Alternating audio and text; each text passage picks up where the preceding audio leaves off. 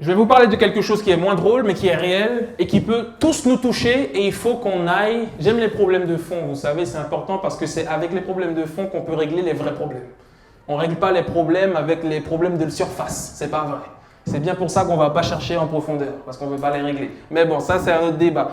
Mais je vais vous parler de quelque chose qui m'est arrivé puisque c'était entre la période janvier-juin 2017. C'était un moment où j'étais en France, j'ai eu une vraie période où j'ai pensé à me suicider. Je suis rentré chez moi ce jour-là, je me suis assis à mon bureau et je me suis sincèrement dit, ma mère n'était pas connectée, mon cousin Wildrick n'était pas connecté, il n'y avait personne. Et je me suis dit, bon Alan, tu fais quoi? Tu sautes du balcon ou tu continues à bosser? Je me suis posé la question, je me suis dit, bon, qu'est-ce que tu fais? Et là, je me suis dit, non, je ne peux pas faire ça.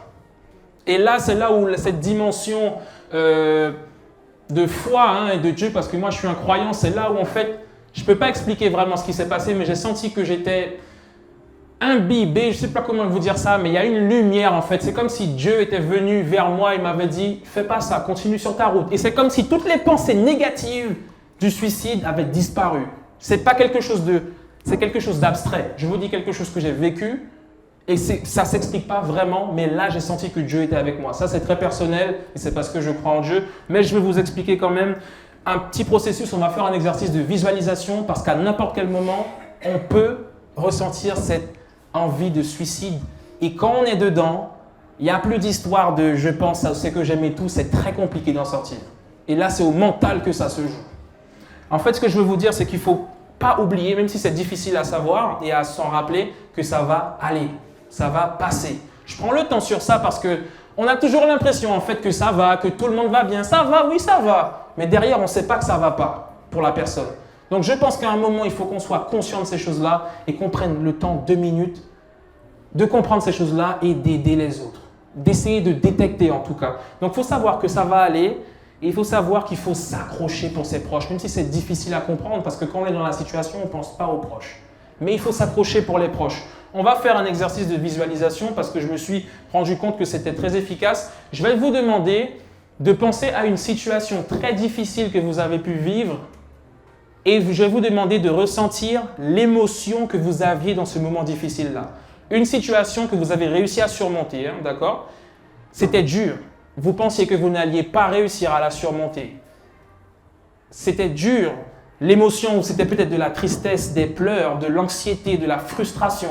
Vous ne saviez pas comment faire. Et puis, ressentez l'émotion que vous aviez à ce moment-là. Ça peut être un entretien, je pensais que je n'allais pas le réussir, le stress que j'avais au début. Je pensais que j'allais me faire braquer. Au final, non, je ne sais pas, ça peut être n'importe quoi. Maintenant, je veux que vous pensiez au moment où le problème s'est résolu. Comment vous vous sentiez? L'état émotionnel dans lequel vous étiez. La joie dans laquelle vous étiez après avoir vécu ce moment-là.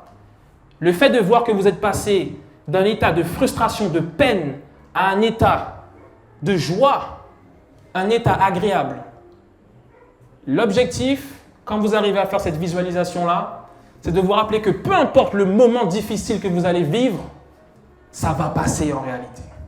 Il y a un moyen d'y arriver et de réussir à passer ce moment-là. Donc, quand je suis dans une situation difficile, et il y a une autre, on en parlera probablement, je vous dis rapidement, il y a une autre fois où j'ai eu envie de... Ah ouais. Mais je sais que dans ces moments-là, il ne faut pas que j'écoute mon cerveau.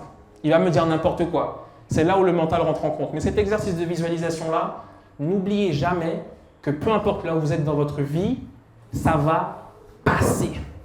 Je me rappelle une fois, j'étais pas bien et puis je suis sorti. Le lendemain, j'étais bien. Je me suis dit, waouh, mais en fait, la vie est belle. Mais pourtant, hier, j'étais mal comme ça. Et là, je suis bien. Alors que c'est dans ces moments où je vais mal que je peux faire n'importe quoi. Non, il faut qu'on fasse attention à ce qu'on fait. Donc, les amis, je vous dis ça parce que vraiment, j'ai envie que vous viviez longtemps, que vous alliez loin dans vos vies. Et ces choses-là, on ne peut pas forcément les prévenir. Ça peut arriver à n'importe qui. Donc, soyons vigilants par rapport à ça. J'appuie dessus parce que quand on est dans cet état-là, c'est très difficile à surmonter, mais c'est possible encore une fois.